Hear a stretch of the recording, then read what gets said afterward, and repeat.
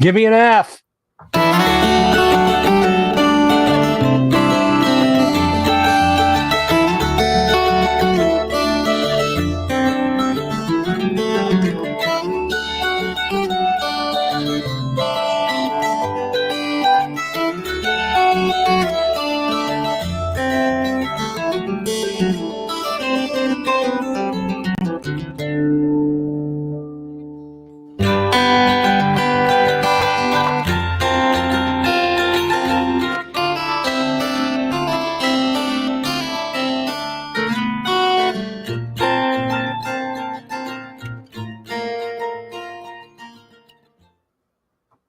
Hey, what's happening, folks? How are you this evening? It's good to see you. It's good to be seen by you. I, of course, am Bill Sylvie, aka the Dungeon Delver, coming to you live and loud from a secret location here down in Florida. So anyway, things just got a little bent today. You know, we had camera problems yesterday and timing issues today, you know, per standard.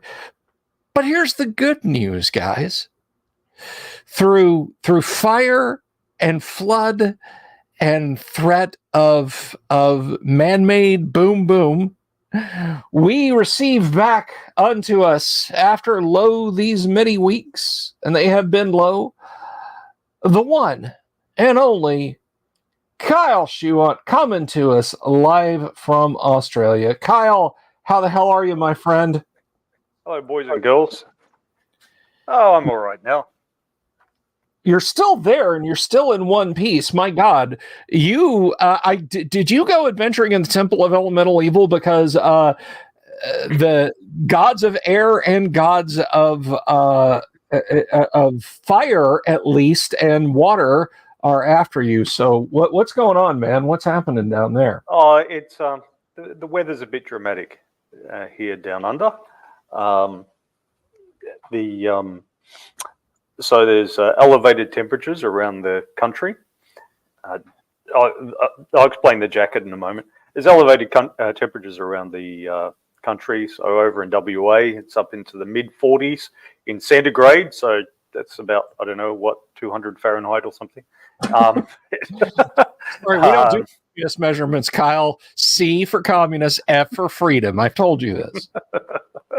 But yeah, pretty damn hot. And but even within my own state of Victoria, out in the west, in the Wimmera, which is a sort of a scrub semi-desert region, there were bushfires happening the same day that we had a storm sweep through Melbourne here in the middle of the state. And my wife always jokes that if it's going to rain during the day, it always rains at school pickup time, about 3:30 in the afternoon. And there's actually meteorological reasons for that. Is that because we've got mountains to our north, so the cold, wet air comes from Antarctica down south, and it sort of strikes the mountains and then bounces back down and drops in mid-afternoon. So it is actually true, but it was more extreme than usual at this time. So it was like bang on the dot 3:30, and my son had just ridden home from high school, and then the wind picked up, and all this hail started, and it just went completely wild for 10 to 15 minutes, and then there was a blackout, which for us lasted till 1 a.m. the next day, but it's still going for some people around the state. And like mobile phones and that weren't working. Like you couldn't even get text messages through. Nothing was working. Kids' school emailed you guys that due to inclement weather, they'd be doing. Yeah. So there was storm damage at my son's school. I don't know how extensive it is or whether it's old buildings or new. They just spent several $1 million building all these new buildings. So of course they get damaged in a storm. But yes, so the schools, of course, don't simply email the parents information. They have an app which has all the information in one place. So every time they update the information on the app, they send you an email telling you to log into the app to get the information. But my favorite one was an email saying, we've been advised that you're going to have to work from home tomorrow or study from home tomorrow. And we've been advised that some parents, some households don't have Wi-Fi happening. If you don't have the internet, this is what you should do. So they sent us an email with a link to an app with an article about what you should do if you don't have internet. I'm not sure they really thought that through, but that's what they did.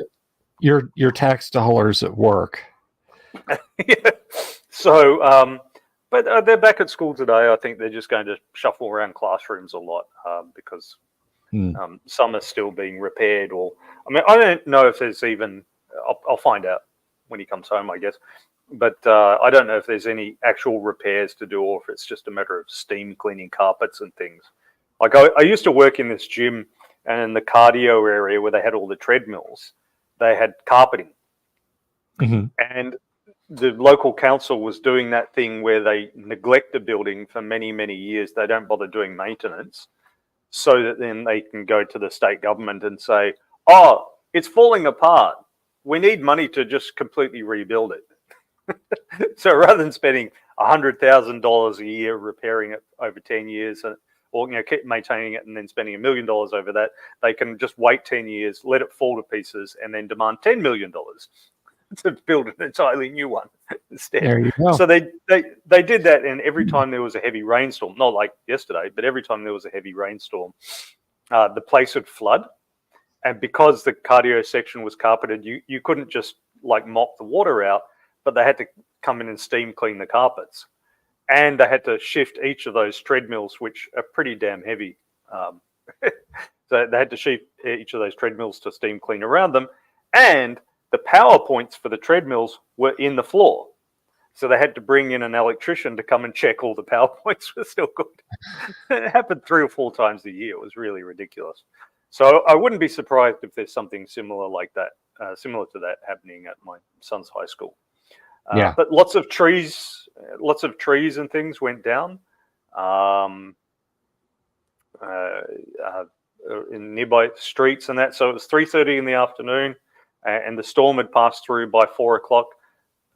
So it was like all the traffic and that, and quite miraculously, just one person died, and that was a farmer out in Gippsland who died in the storms. It didn't say how, whether a tree fell on him or he was struck by lightning, or he just ran his car into a ditch or something. I don't know, but like with just the amount of storms and stuff, you would have expected lots, because like all the traffic lights were out and everything, and you would have expected quite a lot. But people survived, and they were good. Yeah. Well, that's good. That's good. Just a lot of mess.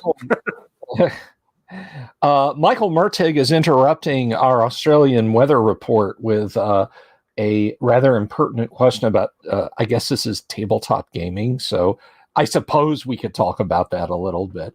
But he says he's seen advertising about a new RPG called Dragon Slayer. I've heard about it. I got excited about it at first because I was like, that's pretty bold. Releasing a tabletop RPG for a movie that really only had the one film, and it was 40 years ago. But no, it's its own thing. It's not Dragon Slayer. It's Dragon Slayer. Unfortunately, I know bupkis about it. Kyle, have you heard anything about Dragon Slayer? No, I haven't heard a thing. Well, maybe we could at least let's bring this up real quick. Let me find. There we go. Let's see. We could have a look at it together, kids. Let's see. So here we are. It's a Kickstarter. I feel a little ooky doing this because I mean I know nothing about Mr. Gillespie or anything like that. So this is not an endorsement, I guess is what I'm saying. This is not any kind of endorsement, but here's the Kickstarter for it. Funded in 24 hours, created by Greg Gillespie. And what this is, Dragon Slayer TM is a classic fantasy role-playing game inspired by the intersection of Moldvay Basic and First Edition, i.e., Grandma got me the Monster Manual because Mom told her to buy that, and then Mom and Dad bought me the basic set. This is the same game used to create Barrow Maze, Archaea. I've heard of Barrow Maze. The two in the middle I haven't, and I've heard of Dwaro Deep. But he asks a pertinent question, and Kyle, this is what I ask all the time. Why do we need another rule set? It doesn't see the forest for the treants. I see what you did there, Greg. I refuse to continuing publishing mega dungeons and adventures while being beholden to other people or rule sets. Okay.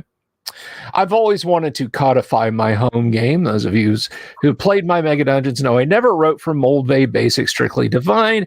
I was always pushing towards the interstice of BX and 1E. This gave me the opportunity to not only free myself from other rule sets, but also publish a game that inspired my I think the beholden part is key. I think he's worried about what's he withdrawing the SRD.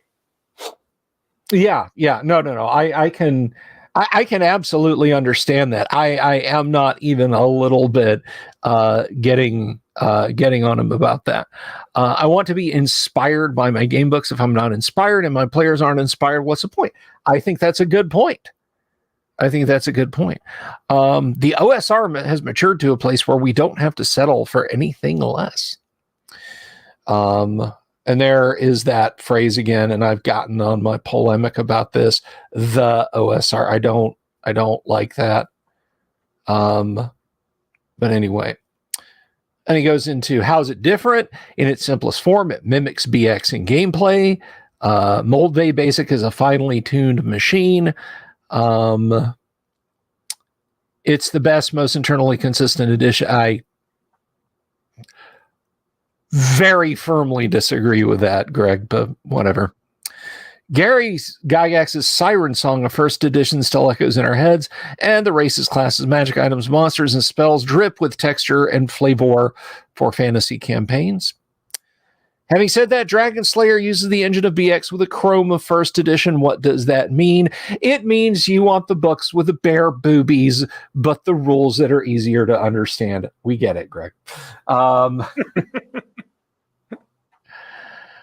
Let's see, and I'm going to fix first. Looking at his looking at the SlayerGames.co website, the store, they don't seem to have the bare boobies artwork. They've just got pretty standard kind of fantasy artwork. It seems to be well constructed. It's not AI or whatever. He's actually paid somebody to do paintings and there's and cover art. Don't see any art except for cover art. But I mean, if he's just only recently finished his Kickstarter, then sure. Or is it actually for sale? I can't tell. Sure. And what I'm going to say straight up, art and aesthetics. He's got art by Jeff Easley, Darlene, Dave LaForce. The other two artists I'm not familiar with. I'm sorry. Jan Leby and Eric Holtz. And then Ken and James, Peter Pagano, and Stephen Thompson. But I mean, that's a pretty decent pedigree, if I may be so bold. If you like the classic art, Jeff Easley, Darlene, Dave LaForce, that's not bad. That's definitely not bad.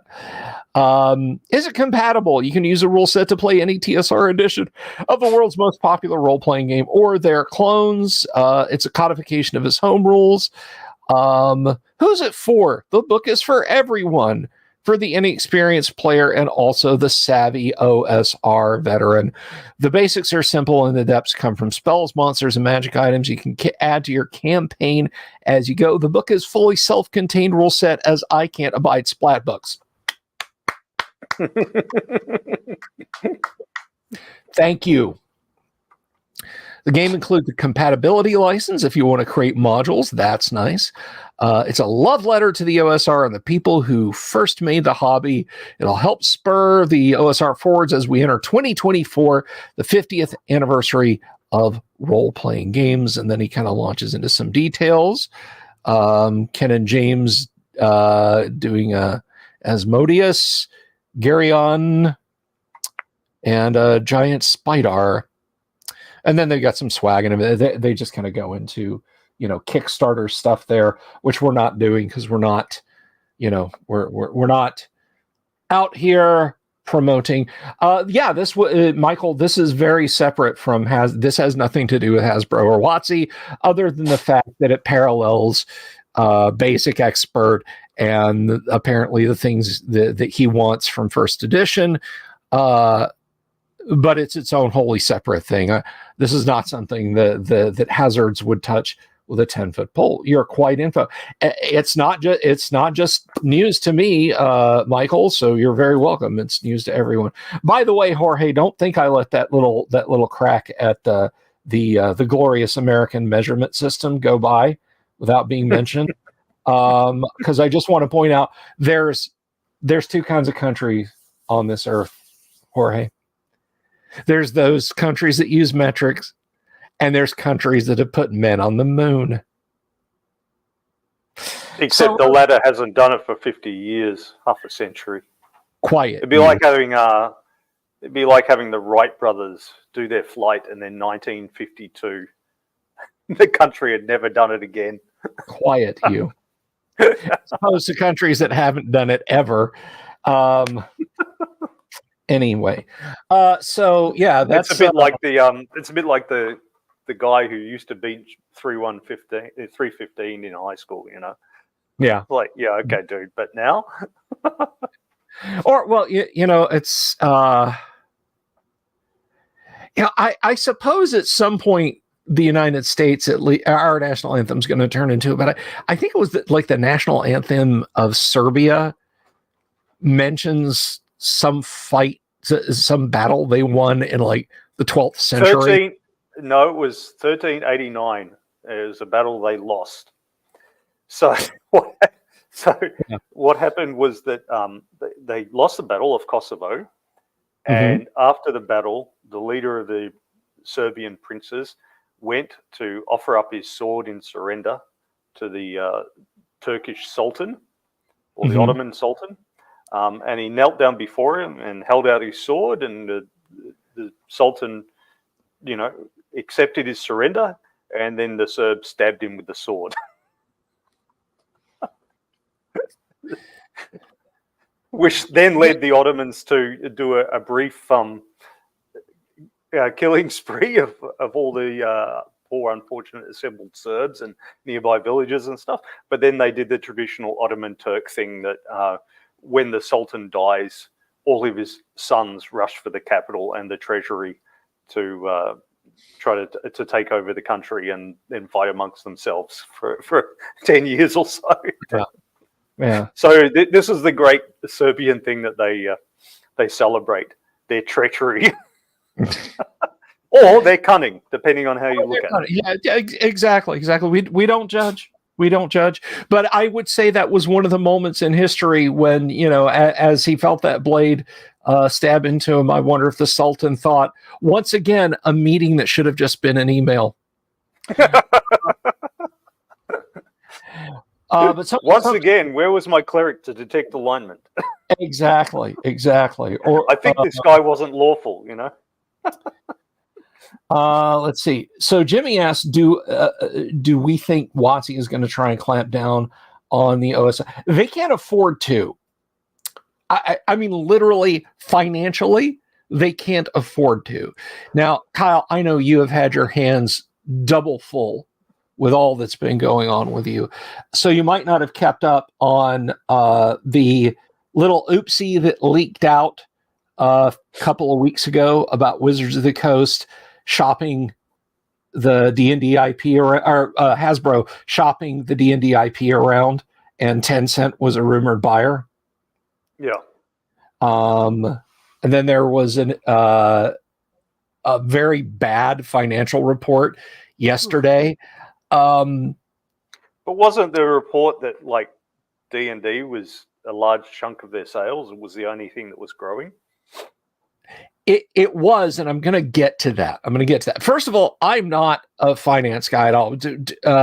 Not tomorrow, but next week. We're going to have Timothy Imholt on, and Tim's a D&D player, but he's also a very sharp fella as far as investments go. So he's gonna shed some light on this. But as I understand it, you don't sell a thing when it's doing poorly because nobody wants to buy it. It's when a company is doing well that you'll see it get sold. When do you want to sell it? When it's not worth a bunch, or when it is worth a bunch, or at least you've said it's worth a bunch. So I think that coming out of the report, coupled with we're shopping around, no, it's just the video game IP. But let's be honest, when you start talking sales, everything is on the table. Everything is on the table. I mean, if you put your house up for sale and the guy came in and said, I'll throw in an extra $85,000 for your car too. I mean, would you walk away from that? You know, if it was cash on barrelhead, not you necessarily, but so I wonder, I wonder basically if they're not clamping down on Wizards spending any money at all. You know, if you've got projects in the pipeline that are already paid for, that's fine. 6th edition is coming out. I personally think, this is just my opinion, Hasbro is going to try and catch D&D at the boom of a new edition so they can flip it for quick cash to save the rest of the company. That is my harebrained. Why is the rest of the company in trouble though? I mean, you know, people are always buying Monopoly. They're always buying chess and blah blah blah. I mean, why? Well, Monopoly was one of the things that also did well. Monopoly Go, which I guess is a mobile multiplayer version of Monopoly. They have Go. Yeah, I just don't understand why, in general, they'd be doing badly. What bad investments or expansions or whatever have they done? People just aren't buying toys. It's you know, and when I posted up it wasn't when I posted the link on Twitter. I responded to someone who tagged me, and I got the news and was like, "Hey, wow, I need to do a video on this." There were two people having a Twitter argument that boiled down to, like, you know, you're a right-wing lunatic. Oh yeah, well, I'm going to block you, because that's what happens when you start arguing on the internet. It all gets to that point. But someone put forward the idea before these two people started really sniping each other, that the problem actually has to do with a graying market. We're having fewer kids. Fewer kids means fewer toys being sold. And Jorge puts out a good point. The quality of their toys are bad. Plus, a couple of other things. Hasbro is joined at the hip with Disney on sales for Marvel-themed toys and Star Wars-themed toys. And those markets have sucked. Well, I don't know about, I wouldn't know about toys. I've never been, I mean, even when I was a kid, I wasn't hugely into toys. But, I mean, certainly board games and card games is a thriving thing, and amongst young people as well. When I go to the game store, there's like the tables are packed with people playing card games and board games. And those board games are like 120, 150 bucks or something. Oh yeah, I mean, there are people who buy them and then play them 2 or 3 times, and then it sits on their shelf and stuff. And I mean, it's even worse than role playing games, because all these role playing games, you know, you buy the books once and then you play them. You don't necessarily buy another one for 10 or 20 years if you really love that particular game. But the board game guys, they don't just buy Pandemic or the what's the other one? There's a Railway Europe or whatever. Those guys are buying like a new one every month or two. Yeah, well, and that's it. But you know, Orbital Air makes a point. Those games are made in the EU. I mean, people are not buying Sorry and Pachisi and Candyland and Hi-Ho Cherry-O in buckets and droves. They're buying expensive Euro games. They're buying.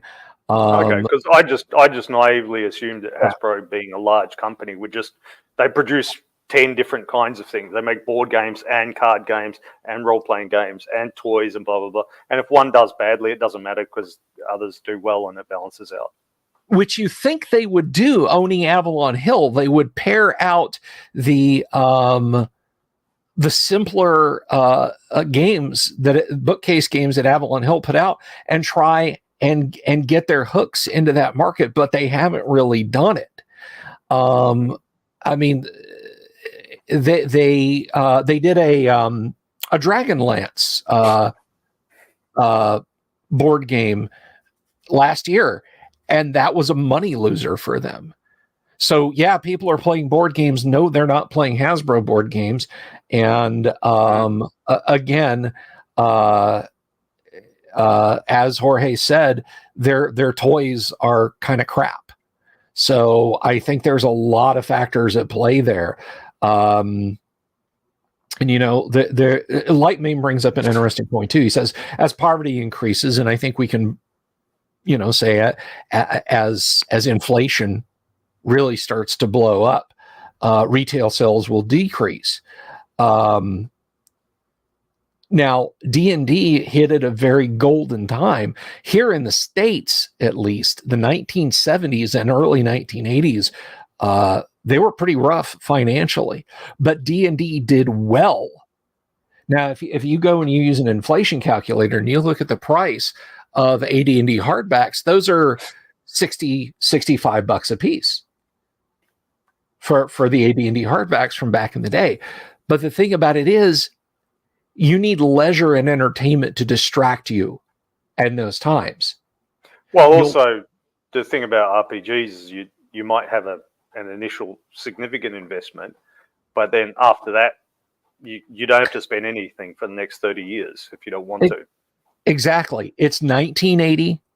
It's like buying a really fancy chess set or something. Yeah. You don't have to buy a fancy chess set, but you can buy even if you buy a $500 chess set, you could still use it to play chess 30 years from now. So yeah, exactly. I mean, it's 1980. You can take your son and his Cub Scout troop to a movie, and it's going to set you back $50 for the 10 of them, and you got to sit through a crap movie.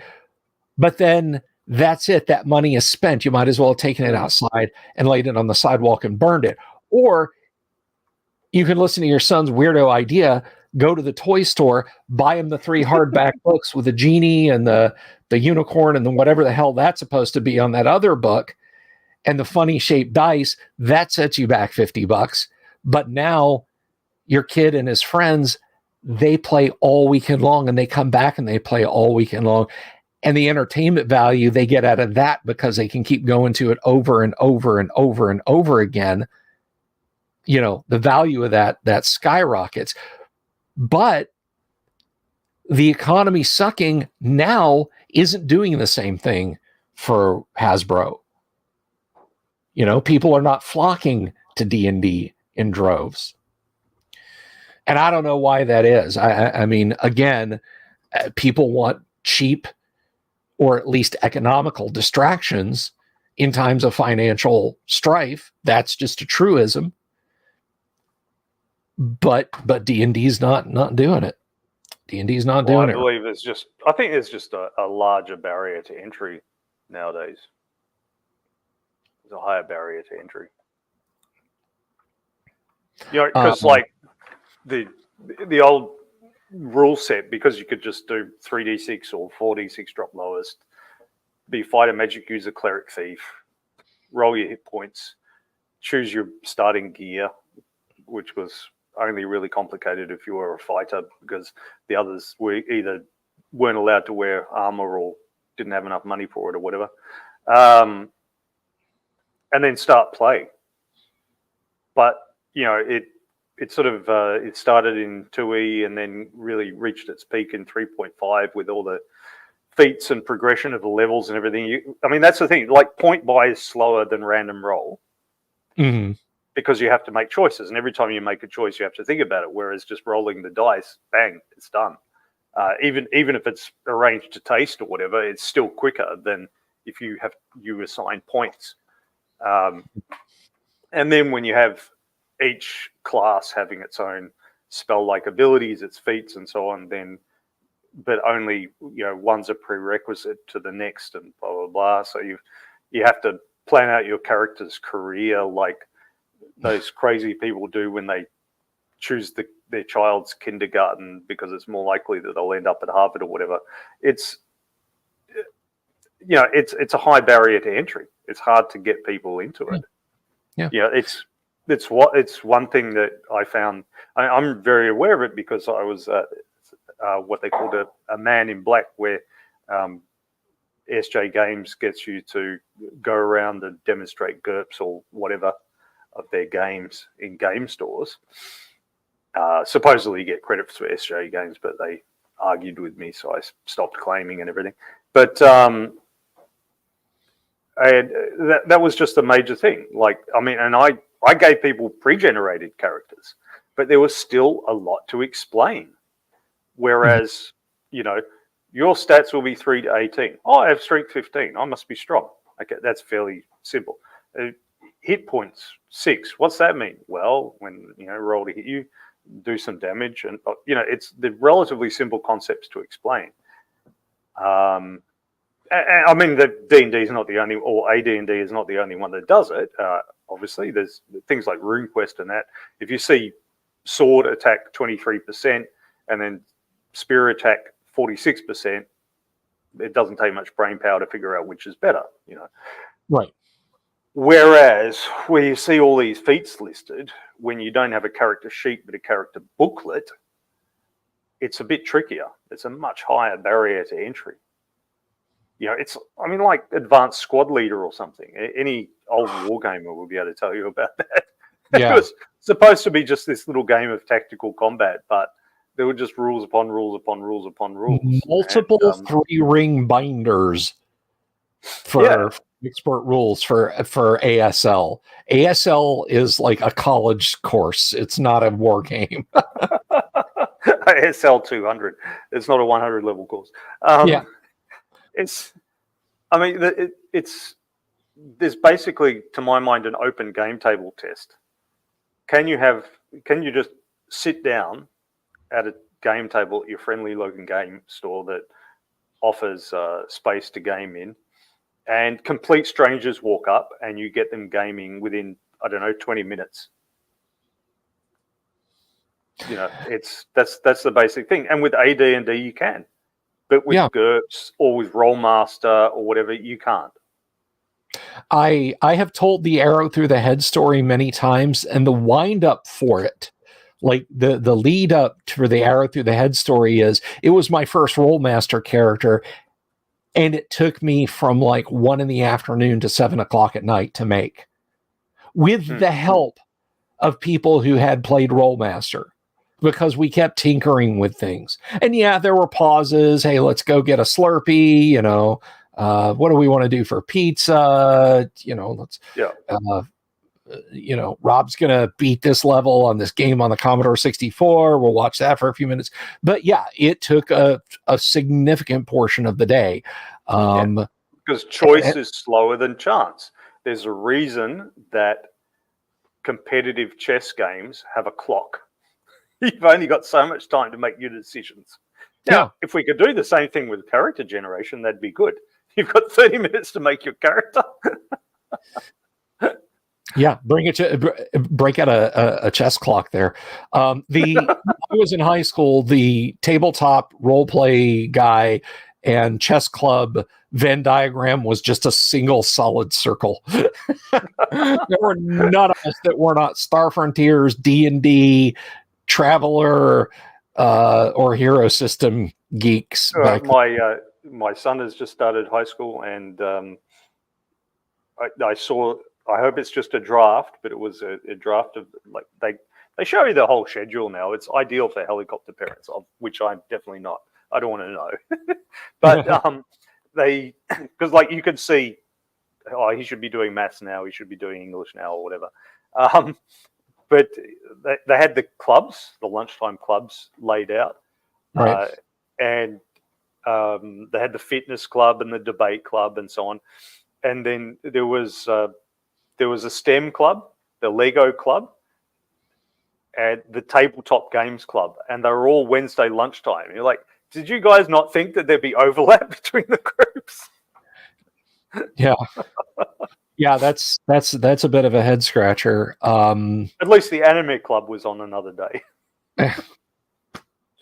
Well, going back to simplicity and barriers to entry, I said that in 2014, when I finally got a look at 5e as printed, because we play tested it, and that game was a grind. Okay. I mean, basically it boiled down. Maybe it was the way the encounter was set up, but it boiled down to the fighters basically running around and attracting the attention of 3 gray oozes to keep them moving in one direction of the room. And then the magic user casting an at-will spell called Fire Lance or something like that to damage them. And I think we did like 130 something points to 1 gray ooze before it went down. It was we had a lot to say to Wizards of the Coast about that. But but when I saw it, when it came out, I said, you know what? This is a simple game. It's got some fun, flavorful stuff in it.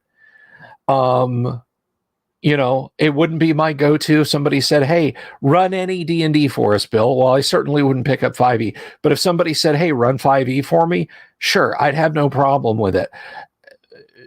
Way less than I would have with, say, 4th edition or even 3.5. It had good bones, but they have piled so much fat onto it that what you're talking about, that barrier to entry is now piled up almost as high as it was with 4th ed or 3.5 or Pathfinder, because you got just all these little splat books. Well, I mean, there was that thing with 2e with all the splat books and that was, I mean, it was intended to give people lots of options and to encourage them to play, but it acted as a barrier to entry because you'd be like, well, maybe I should be this kind of fighter or that kind of fighter or whatever. Yeah. There are just too many choices, so you're just paralyzed by indecision. It's the analogy I always thought of, which most in our audience is probably too young to remember, is the old video store thing where you'd go into the, but I mean now it's Netflix, so it's the same thing. The old video store, you'd go in and you'd spend 45 minutes walking around and trying to choose, and you'd come out with no movie. And people do it with Netflix today too. Okay, I'm going to sit down from 8 p.m. to 10 p.m. watching a movie tonight, and he gets to 9:30 p.m. and they haven't chosen one yet. Yeah.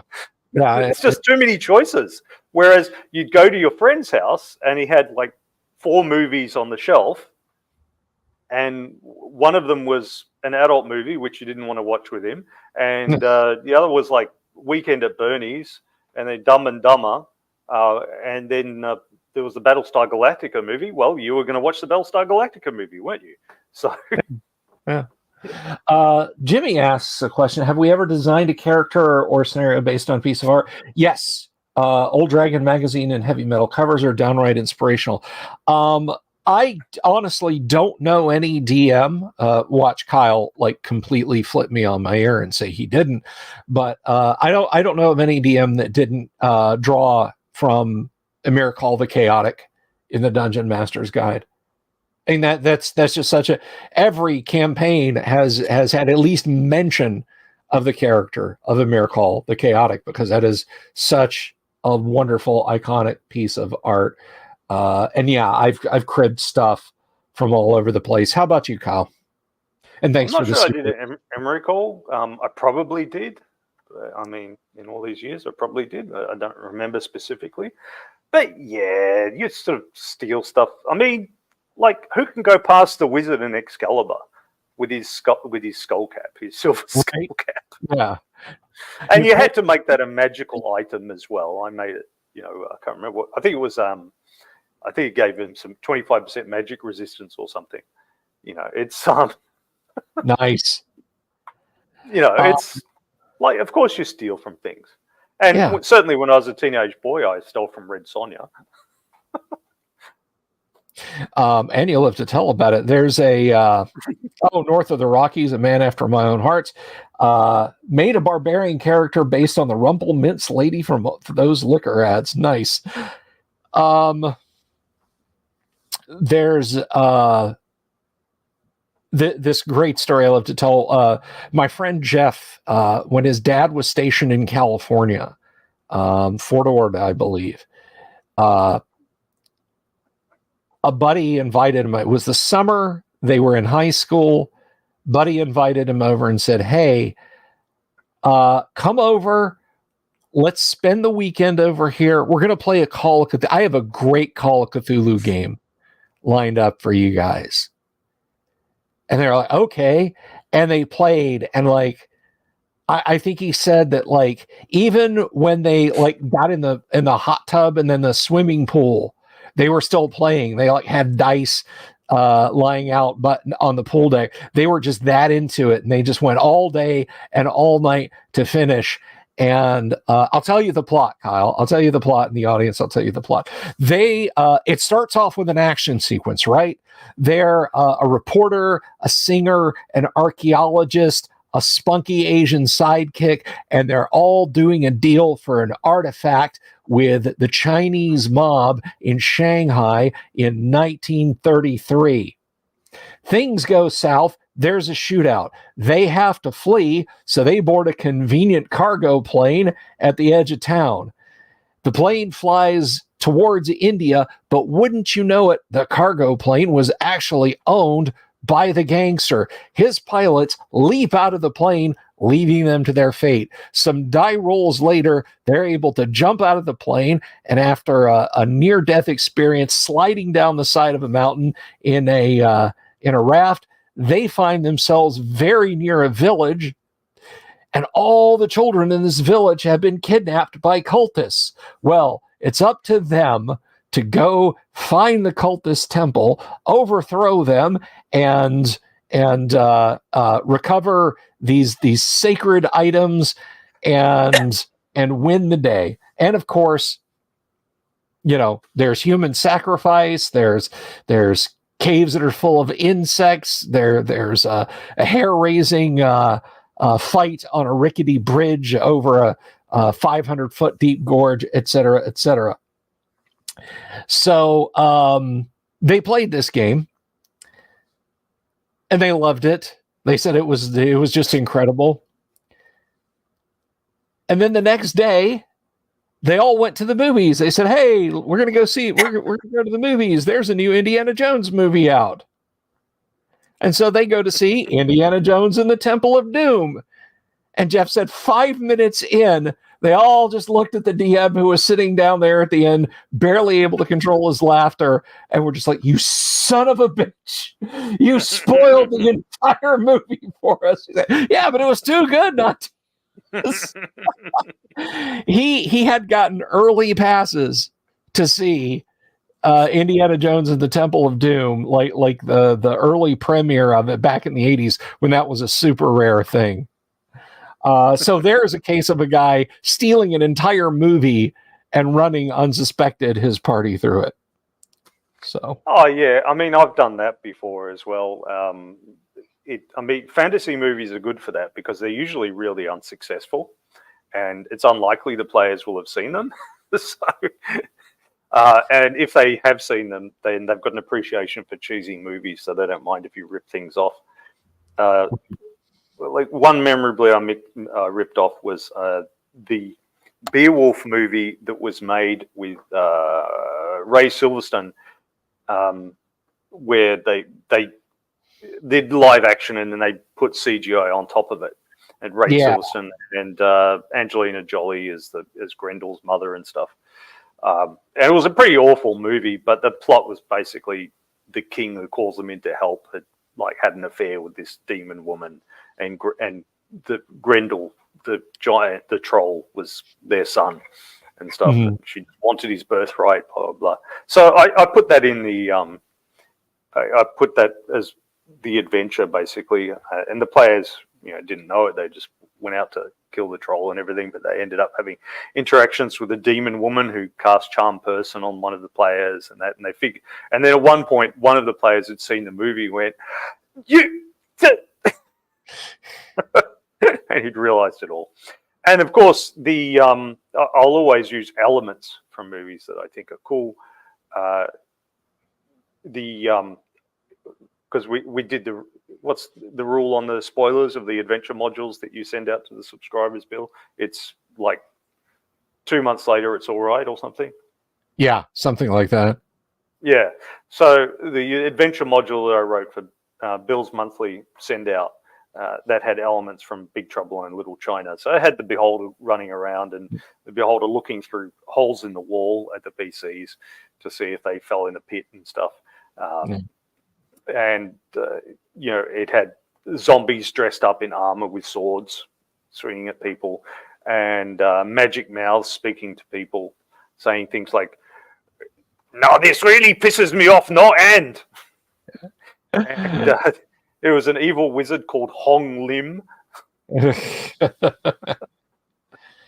Yeah, for the October module, and by the way, for our what Kyle and I are talking about, the $10 level on Patreon, Master Thief, and it's also the $10 level on YouTube memberships, which I think is over on this side. If it's not, it's over on the other side of your YouTube screen. Every month, you receive a mini AD&D adventure module written by myself or by Kyle if he wants to step up.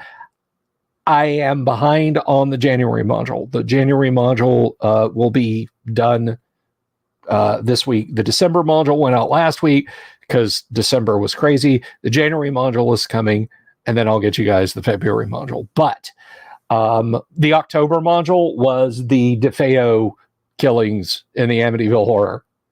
I basically just copied that whole scenario and had the players investigating a haunted house, and I just based it on the Amityville Horror. So, Jason and Hong Lim also had he had a woman tied to a dais, a beautiful woman with jade green eyes. Yeah. Of course, who turned out to be a vampire, so don't unshackle her. Exactly. Jason points out Big Trouble had to be written by gamers. It reminded me of, you know what? I once was acquainted with someone who had some contact with John Carpenter, and I regret not asking them, hey, could you ask him if he was a D&D nerd? Because that movie is it's a D&D adventure. It really is. But Michael asks, is Call of Cthulhu my favorite horror RPG? Yeah. I mean, yeah, it is. It is. But I'll tell you something, Jason, and I don't know if you caught the episode. We had a guest last week. We had Laura Daniel on, and she has done a lot of voice acting, a lot of acting. And I said, okay, so everybody has heard the stories. Hey, Vin Diesel plays D&D. Hey, this person plays D&D, that person.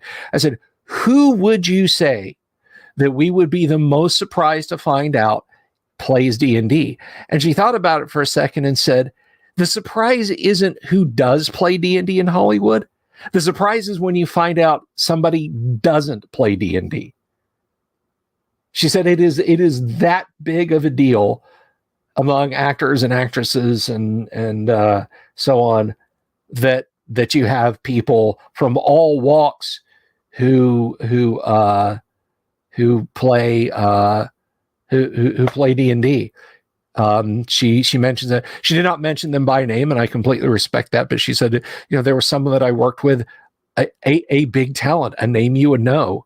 She's in her 60s. She plays Dungeons and Dragons, and she was so surprised. She's like, "Oh yeah, no, I love playing D&D." So, 4 Legionnaires accused of a crime, and now they hide from the Empire, but they help people with unusual big problems.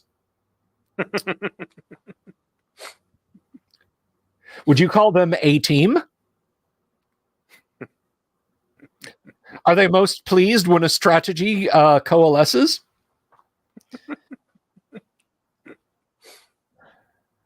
The Thing was a fantastic Lovecraftian movie. Yes, it was. It was written by John W. Campbell, actually right around the time that Lovecraft passed away. But I do wonder if Campbell maybe didn't read At the Mountains of Madness and say, it's good, but more science, when he wrote Who Goes There, which became The Thing from, it was remade into The Thing from Another World, and then that was reshot as the Carpenter film The Thing. So, but anyway, oh, Kyle, you've got something you've been waiting to put up there. Yes. So the okay. home activities my son was supposed to do with his school closed down. The first one listed that they must have some humanities thing going on or something. But anyway, the first one listed was a nature walk, which a day after a storm. What are you meant to do? Like go around and count the fallen trees and squash possums or something? I don't know. But first one was a nature walk. And then the next thing was come up with and draw your own mythical creature. So Zach fished out the monster manual and brought out this. The bear owl. I don't know why you call it the bear owl rather than the owl bear. He must have been trying because Watson would sue him. He's written Sobieski. So his writing is awful. He's 12 years old. Forgive me. I think he's just spent too much time on the computer. Cross between a bear and an owl. The bear owl was probably accidentally made by a wizard. It attacks prey on sight. Bear owl. So yes, this is, but then he forgot it at home. He didn't take it with him today. So he slips D&D into his schoolwork. He has horrendous handwriting, and then he forgets to take the schoolwork to school. So yeah, he's definitely one of us. Yes, absolutely one of us. I approve. I approve of the bear owl. Or he says he can see the Pinkertons getting into the school. Yeah, no, there's too much stuff in Australia that'll just jump out and kill you. I don't think I don't think the Pinkertons would. The tree falls on them, and then the spider comes out and bites you too. Yeah, they run into the water to get the spiders off of them, and then they're eaten by a great white shark. Or they step on a box jellyfish, then they're eaten by a great white shark. We've got this politician here, Bob Catter. He's from far north Queensland, and the guys from far north Queensland are the closest equivalent that Australia has to Texans. And he wears a large white hat. I simply have to show it to you because he's just so ridiculous. Find it. He looks.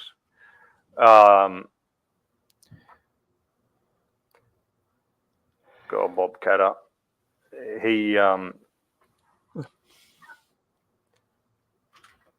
present this to you.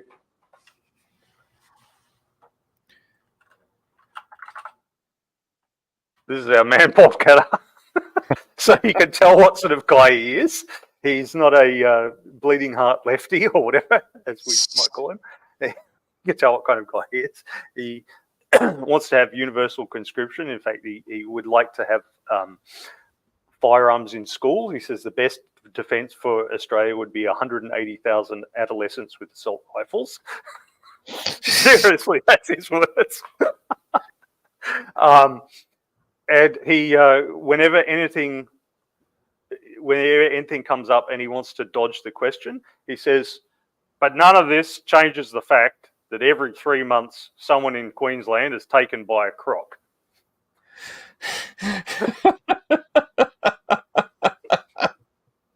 That is a great transitional. I think I can probably do something similar. Here, none of this changes the fact that every 3 months, someone in Florida is eaten by an alligator. Is it a cocaine gator? No, it's not. We used to have orbital Earth as a crock of what? Florida actually used to have alligators on the endangered species list. With the alligators were on the verge of being wiped out because all up and down the coast. This is before Disney, but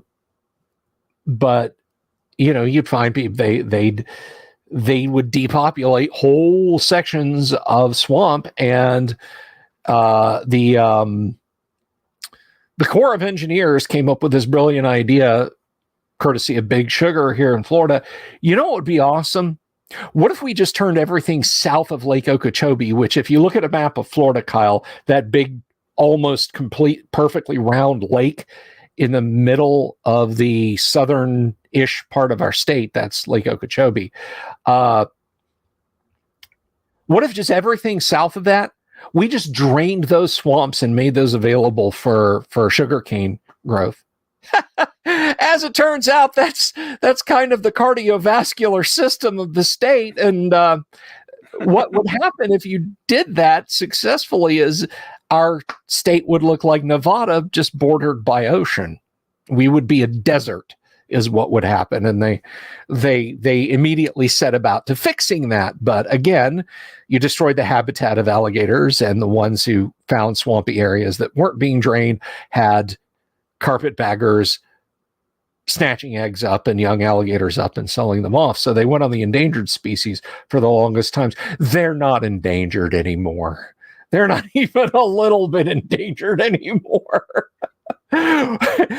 Leave it to Florida to pull off a victory in conservation by conserving and bringing back literally one of the most dangerous land reptiles in existence.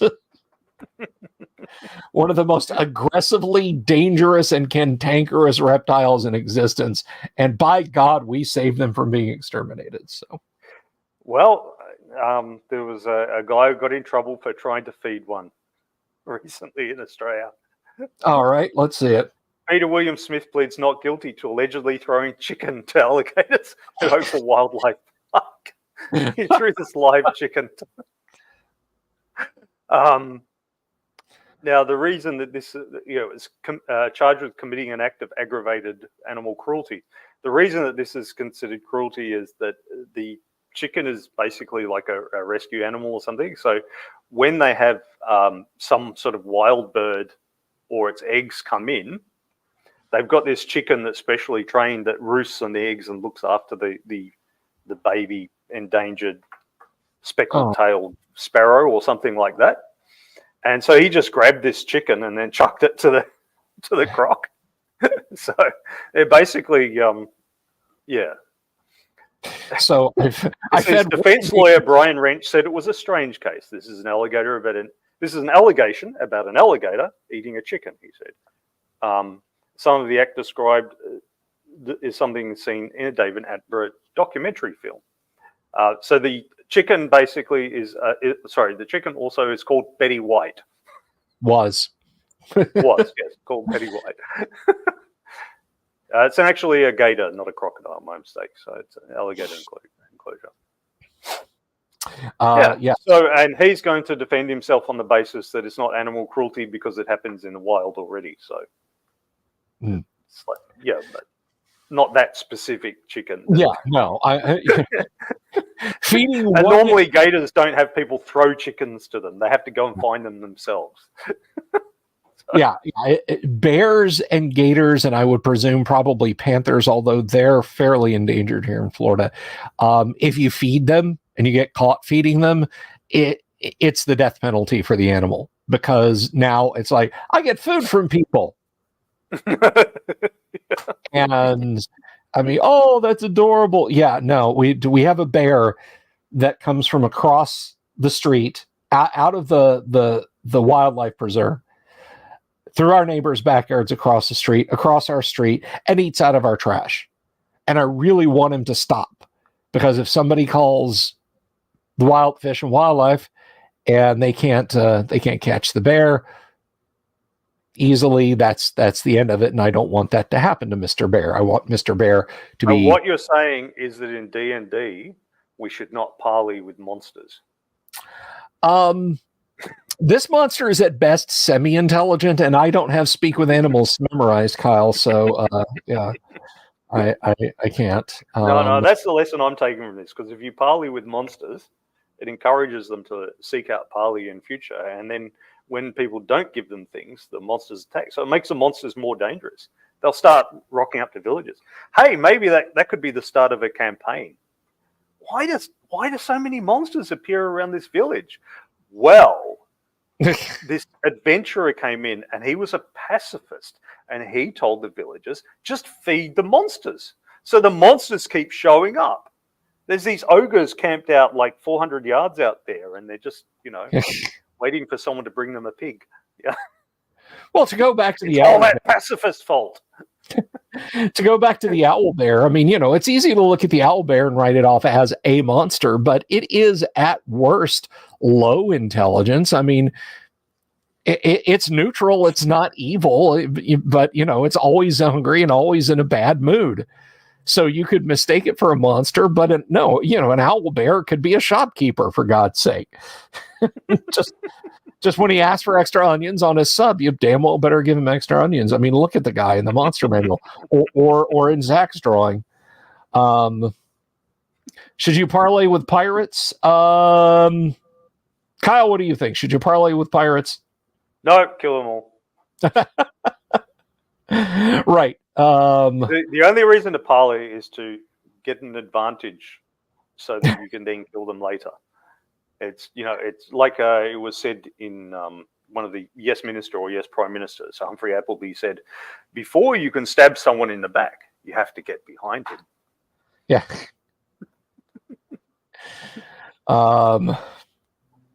So that's not a shambling mound going through my garbage. Maybe I did, because I actually, one night, one of them was, I was here in the office. I may have even been live streaming, and I could hear this banging on the garage door, and I realized it was my not overfull, but my full up to the top trash can hammering against the door.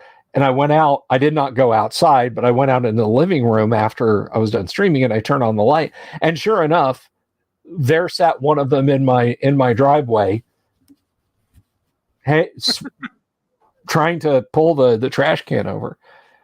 And I opened the window, and my daughter's like, "Dad, what the hell are you doing?" And I yelled, "Ha!" He jumped straight up, and I don't think he touched the ground again, and then went 90 degrees sideways onto the tree in my front yard. He just what jumped over, and I could hear him scrambling up the tree. And my wife was like, "Congratulations! Now he's going to sleep in the tree all night." It's like, hey, as long as he doesn't climb down and get in the trash. I've tried it again. In that Orson Welles, I'm reading too many comments. In that Alone TV series, they're always going, when they see a bear around, hey bear. And I'm not sure what that's meant to accomplish, but I haven't been trained in repelling bears, because we just have koala bears in Australia, and they're just like that big. So, they're really scratchy. They're vile creatures. They're like cats or something. But they're not. They don't threaten your life. Hey bear, and they've got their honky horn thing. There's a fairly funny clip that went viral a few years ago of a young woman.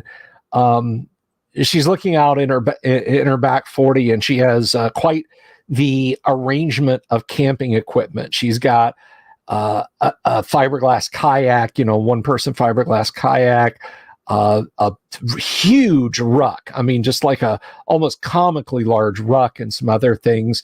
And she's filming it with her phone, and she's like, "Yeah, Mr. Bear, you need to be hibernating. Go to sleep. I don't have any don't do it." And the bear's like, kind of with its teeth sort of pulling at her backpack a little. And nudging it with his paw and everything. And she's in a cabin, right? She obviously where she can get, she's like, no, you don't need to do that. And finally she unclips a can of bear spray, which is mace. It's basic. It's just mace, and it's got a concentrated stream. And she's like, I warned you, Mr. Bear, you don't need to do that. And she hoses the bear down, and he kind of shakes his head, then furiously begins to destroy her kayak. He starts like ripping the fiberglass apart of this kayak. This woman's wails of despair as this thing. Just like the bear's got to be sitting there thinking, call the cops, I don't give a fuck. as it completely annihilates.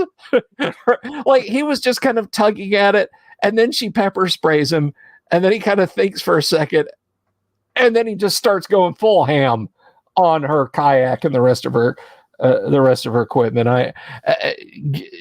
You can probably find it on YouTube, guys, or wherever, Live Leak, if that's still around. Oh, hey, Doc Flamingo, welcome. Did I see the Deadpool and Wolverine preview? Do you care about the Deadpool movies at all, Kyle?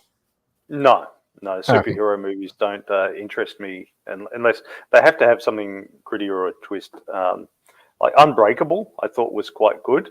I kind of liked the idea of the superhero being not technically above humans, but just at the absolute limit of what humans can do. Like, what if somebody is, okay, there's strong people, and then there's the strongest person at this powerlifting competition or weightlifting competition or whatever, and then there's the strongest person this generation, and then there's the strongest person that ever lived or ever will live. What if you got that guy? That guy would actually make a decent superhero, even though he's not actually super, but he'd make a pretty decent superhero. Or what if there's lucky people and unlucky people? What if there's the luckiest person who ever lived? Everything, you always roll minimum damage when he gets hit. Right. He always makes his saving throws. The luckiest person, he always wins the lottery if he enters. He's just the luckiest person who ever lived. I like that idea of the extremes, and that's kind of the way the Unbreakable movie was going. I know the others in that series went a bit of a different way, so I thought that was pretty cool. And some superhero movies have been done like that, but mostly nowadays it's just beautiful people in spandex punching each other and nobody gets hurt. Yeah. The Deadpool movies are very self-aware, very, very, very, very funny. Fourth wall breaking in a lot of places. It's almost like a hyper violent Douglas Adamsian approach in places to the comedy. And the character in Marvel started out kind of as a smart mouth, but then they started amping up the comedy. People just kind of fell in love with him, and they've gone they've gone off and they've made now 3 Deadpool movies, and the new one, it is strongly implied through the trailer that he's basically going to work his way through the entire Marvel Cinematic Universe, killing people with swords and guns. So that might be entertaining. That might be entertaining. We'll see. But I liked the trailer. I liked the first couple of movies. But no, I get it. I get what you're saying about it. I'm superhero movied out. I went through all of the. I thought Tobey Maguire was excellent as Spider-Man, and then that was kind of outside the realm because Sony bought the rights to make Spider-Man movies from now until the heat death of the universe, and then Disney came out with the Iron Man films, and then we got Captain America, and so on and so on and so on and so on. And there's a whole cinematic universe when they just have the ensemble, and then there's then an Avengers time travel and everything, and parallel universes and all the rest. And So then I was like, I put my hands to the table and pushed back and said, I'm done. Thank you. I'm done. That was very nice. I'm done. And I just, I just hit peak superhero film fatigue. But this one looks, wasn't Howard the Duck, or Robert Phillips asked, wasn't Howard the Duck the original Marvel smart mouth? I think it was Spider-Man, I think, was a step ahead of Howard the Duck. Because Spidey always had some quip, some smart mouth teenage remark to bad guys. I remember Avery. I don't remember Avery's last name. Is this kid I went to? We were in elementary school, and he had a T-shirt that had a panel from a Spider-Man comic. And Mysterio, if you guys don't know who Mysterio is, he's the guy who has the fishbowl helmet that's reflective. It's literally like he's wearing a big mirror ball on his head. But it's big and round, and it's completely smooth. And the shirt that Avery had on, Spider-Man was fighting Mysterio, and he said something like, Spidey's like swinging in at him or something, but he's calling Mysterio a butthead. He's like, "Hey, butthead." And like he got called to the principal's office. Like his parents had to come and bring him. This is like 1978, maybe. So a shirt with the word "butt" on it in the United States in the South just was not going to fly. So that was the scandal of the day. He wore a shirt that said a swear. So, no, I'm more into the realistic. I won't say realistic ones, but realistic themed ones.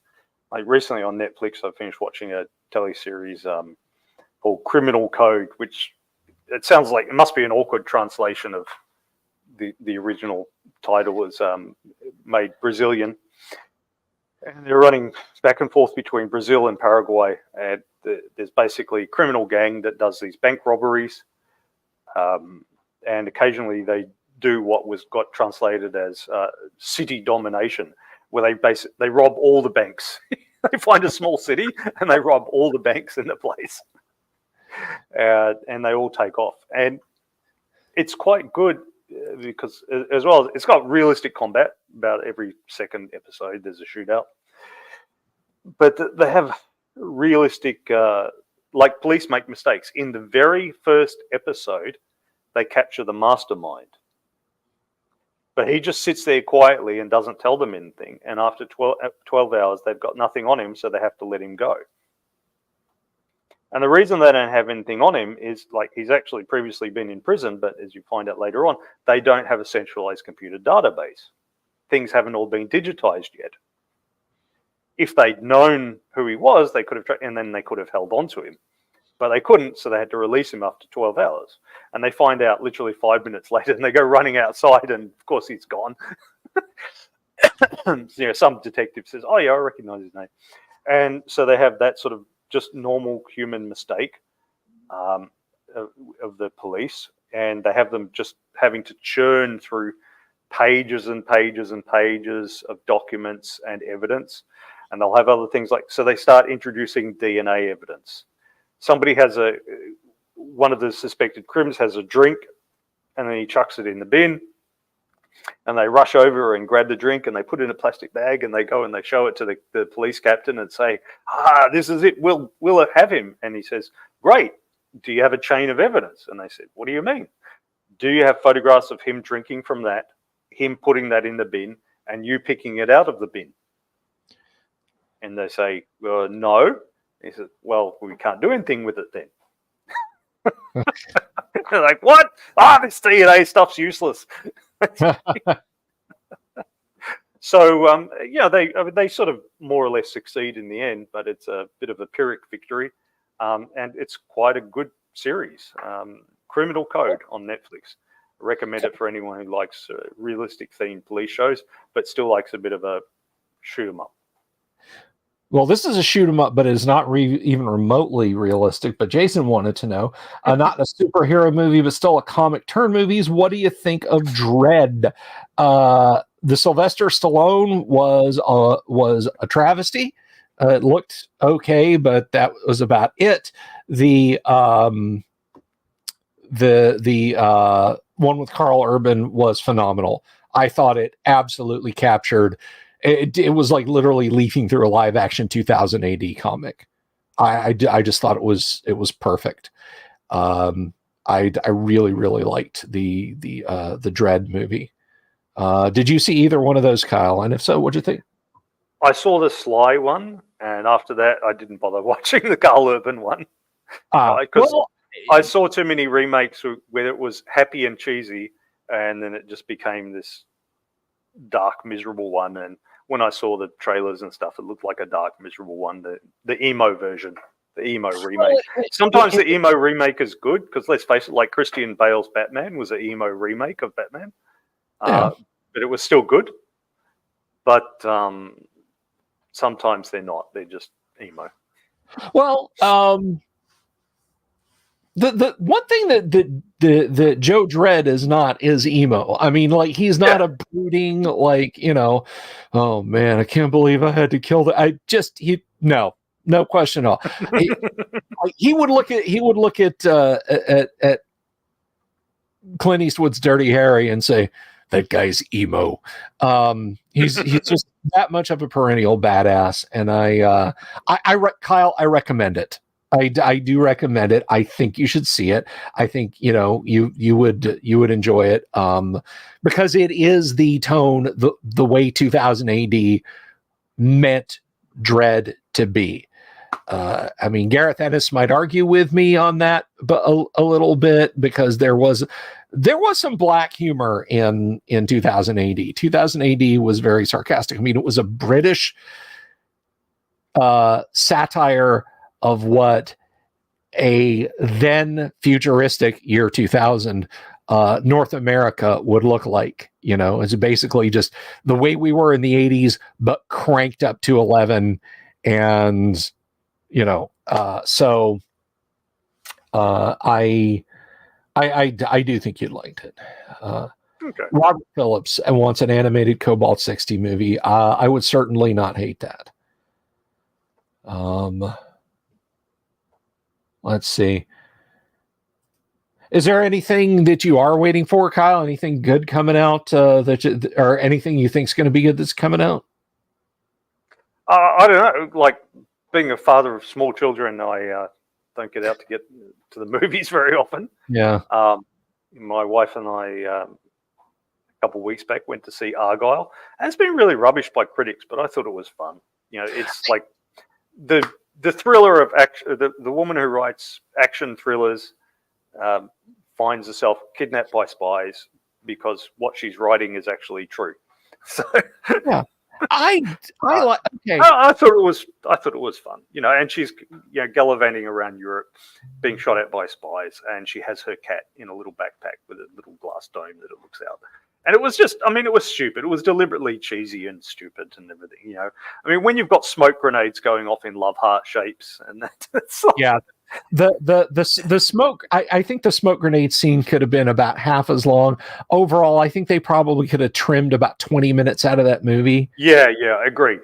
Yeah, like comedies need to be a bit shorter. Like a 2 hour, 25-minute comedy doesn't work as well as a 1 hour 50 or something.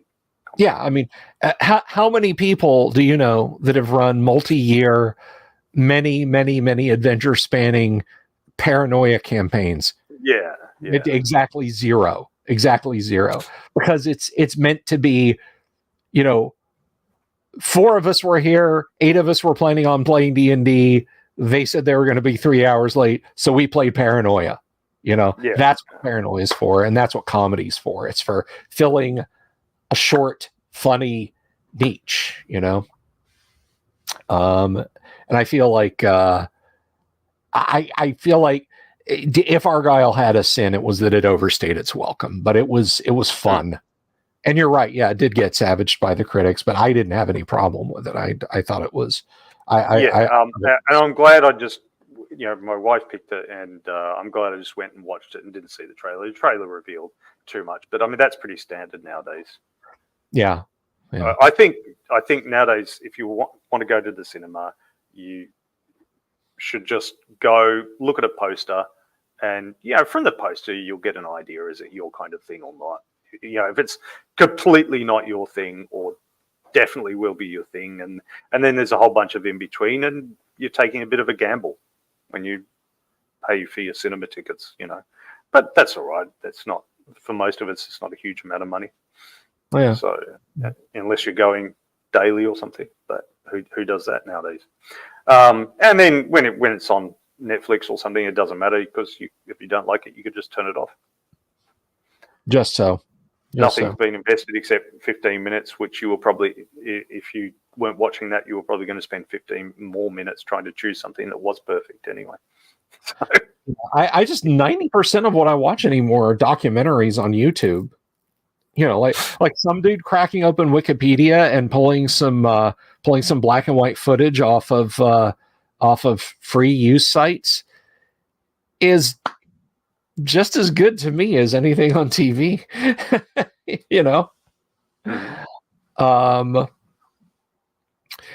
Did you see Jason mentioned Dune? Did you see the first half of Dune, or are you going to see the new Dune, or what? No, I haven't. I haven't seen it. I never got into the books. I found them a bit long and detailed, and that, but like reading the Silmarillion or something. It's never been my thing. For superhero movies, I did watch a little while back. I know I'm behind. I did watch Samaritan, and I thought that was not bad. I mean, I thought it went a bit over the top at the end. With all the glowing hammers and all that sort of stuff. But I thought that was quite good, and I liked the little twist they had in it as well. I thought that was quite a good one. Sly Stallone being an official superhero for a while, and for a change, instead of just an in effect superhero like Rambo and Rocky. I mean, there's superheroes really that, like, if you could survive that many fights and that, really you are a superhero. No actual human could. Yeah, right. Because I think that's one thing where superhero movies, they do have a hard time. It's not their fault, but they do have a hard time. It's because the action movies have amped up the action so much from the 1980s onwards that they were doing things that were super heroic, though they weren't labeled as superheroes, like your Rambo and your Dutch in Predator or whatever. Yeah. Really, they were. Your John Matrix in Commando. Yeah. I mean, if you're carrying around a minigun, you're a superhero. You've got super heroic levels of strength. So honestly, what is John Matrix if not a hyper-violent Australian Captain America, right? The Austrian. I said Australian. Austrian Captain America. Austrian. No, the Australian one is the fat gayer Freddie Mercury. Yeah. I like your little just they make me laugh. If Matrix was here, he'd laugh too. Yeah. I eat green berets for breakfast. Was that the other dude, the black dude? Was that him saying that? The one that was also in Predator. Yeah, and that one in Predator who kept cutting himself shaving. Yeah, Dutton. God, I can't remember the actor's name. I feel like it was anyway. Yeah. And he steals the car in Commando. just drives it out of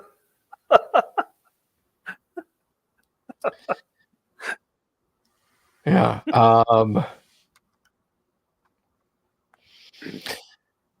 Anyway, so well, I don't want to keep you forever, Kai. How long have you got, man? I mean, we can sit here and talk probably till midnight my time. Well, I want to go and have lunch. All right, so go and have lunch, but before you go, next week, Conflict. We're going to wrap up what's going on in Frankistan, yes? Yes, that's the plan. All right.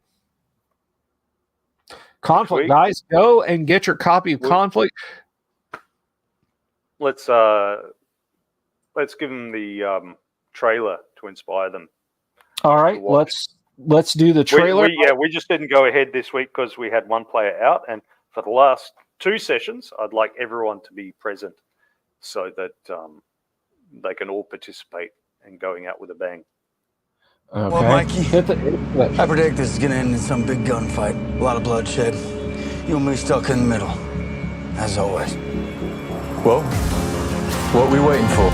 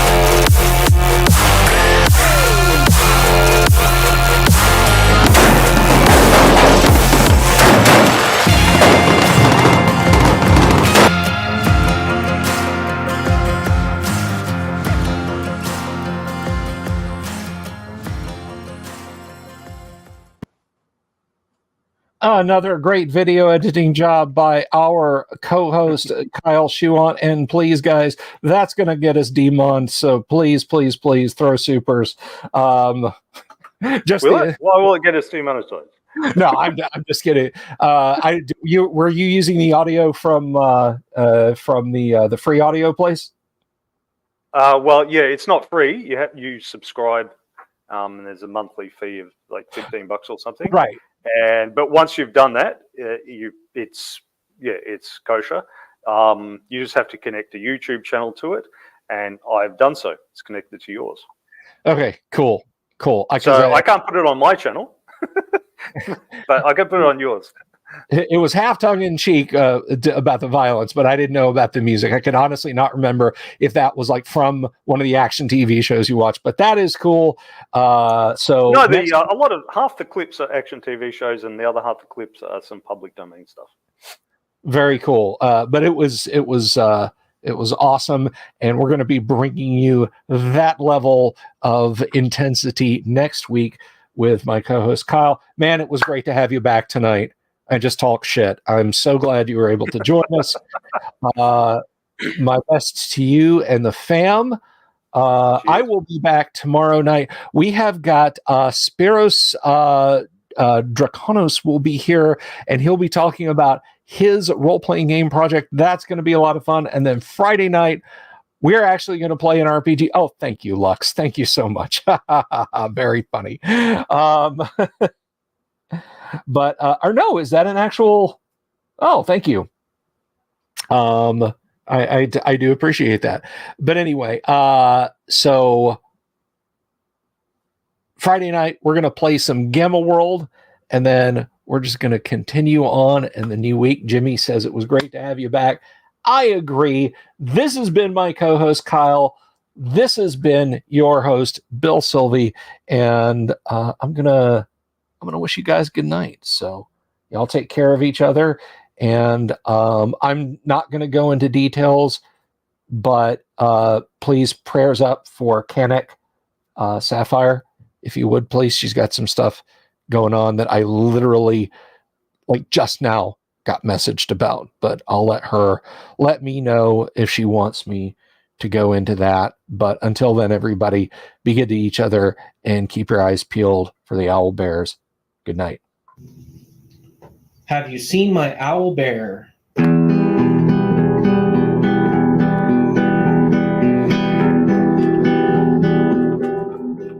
Here's to all the weirdos everywhere in the woods and in the air. Have you seen my owl bear? Should I shave off all my hair?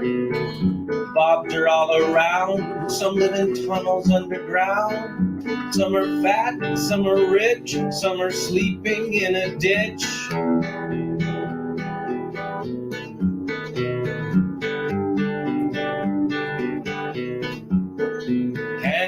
ride a crooked horse without a saddle, way off course.